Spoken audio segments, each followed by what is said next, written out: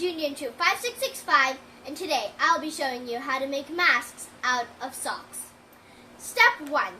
Gather your materials. All you need is a sock and a pair of scissors. Step 2. Cut your sock about where the heel ends.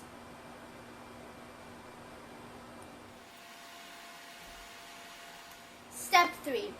So in order for your ears to go in, you need to cut about right here, small slits, and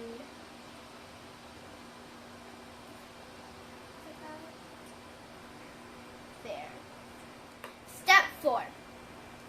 Unfold it, and then you should have a mask looking like that. Put it on.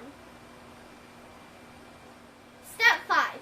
In case you want a filter, you can fold a coffee filter in half. And then fold it again and again. So there's like a hole in the mask and then you put it in.